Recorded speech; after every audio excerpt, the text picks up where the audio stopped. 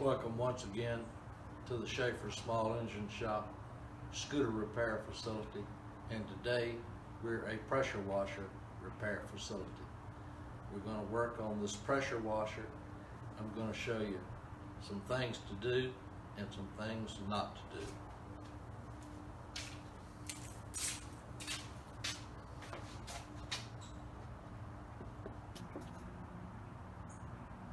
This mess here is a pressure washer with the pump removed and a slight disaster that I've caused to it while it was sitting here and I was waiting for the new pump to come.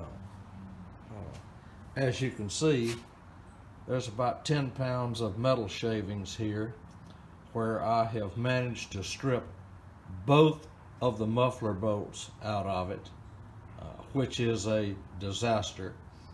And the one on the lower right, as I was drilling it out to try to tap it, I broke the drill bit off in it, so it's a complete mess.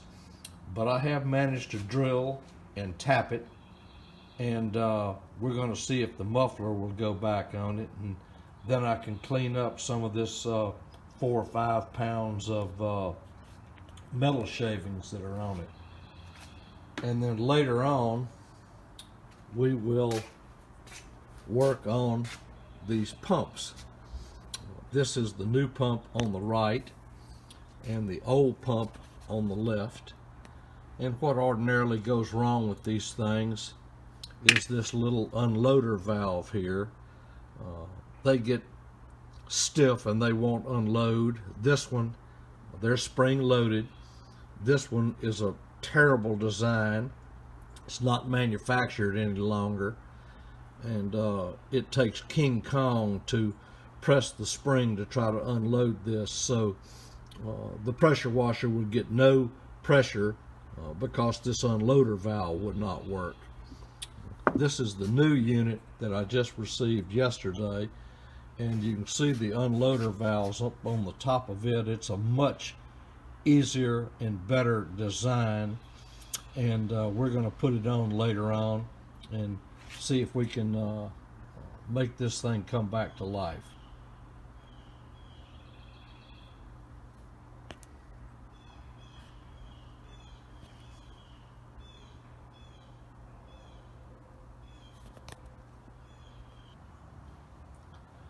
Right now we're going to concentrate on getting this muffler installed, see if we can fix it so the muffler will stay in it, despite the fact that I've stripped both and broken both the muffler bolts on it.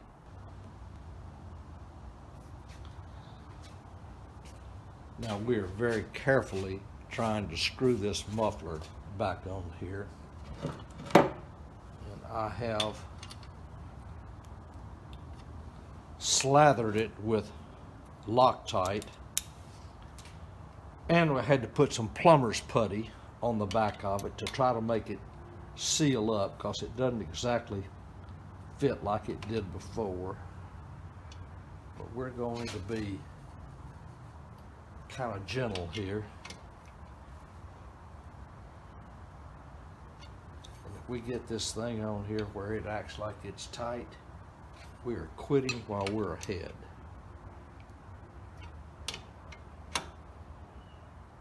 And we're quitting while we're ahead.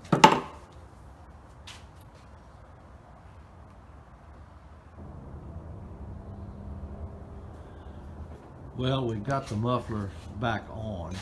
We don't know whether it's going to stay or not, but one thing I'd like for you to see is how many tools it takes to fix something or try to fix it when you screw it up. We got drills, we got drill bits, we've got plumber's putty that I'm trying to seal up where the muffler doesn't quite fit right. Screw extractors, drills, taps. What a mess.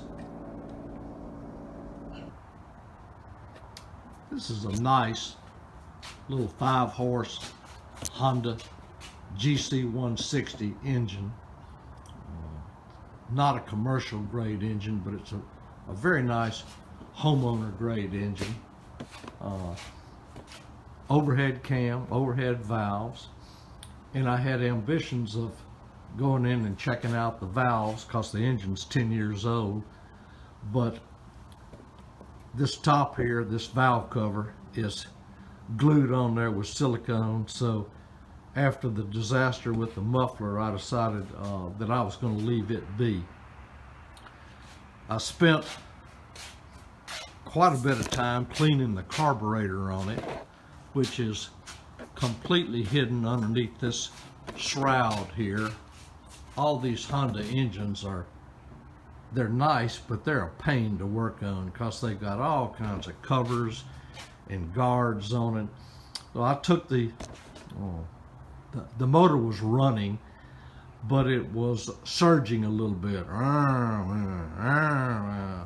and that's generally when it's not getting enough fuel. So I took the carburetor off of it, completely cleaned it, put it back on, and I did in fact stop the surging, because after I had taken it apart, it wouldn't start at all. So that only further aggravated me. But there's only two reasons that most of these little motors won't start, and that's either they're not getting spark or they're not getting fuel, and fuel is what I suspected here. This little engine, because the gas tank is below the carburetor, it has to have a fuel pump on it, which is what this is right here. It runs off pressure from the crankcase. It's a little diaphragm fuel pump. So I disconnected the fuel line, turned the motor over, and to turn the motor over, I took this shroud off because I wasn't going to sit here and pull on this thing. It's kind of precariously perched up here on my lift anyway. And it took a minor in mechanical engineering to get this shroud off, but I got it off, spun it with my drill, and sure enough, I was getting plenty of fuel popping out of the gas line to the carburetor. So I figured the float bowl that I just finished fixing and cleaning is stuck, and I took the carburetor off again, made sure the float bowl was working, put it all back together, and it fired right up. So that was the problem with it, was strictly in the float bowl. Now, we hadn't started this thing in a while. We'll see what it'll do here. Put the choke on. I think we're ready to go.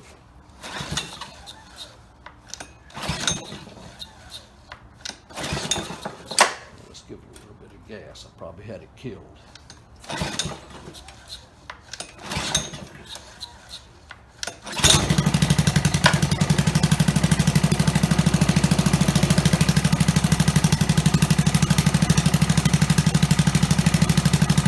Sounds pretty good to me.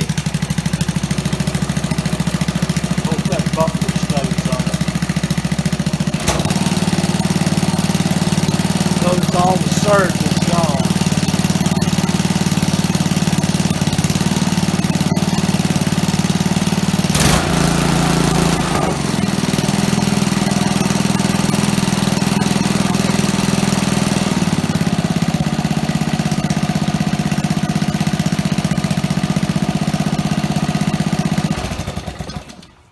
Now we'll move on to the pump.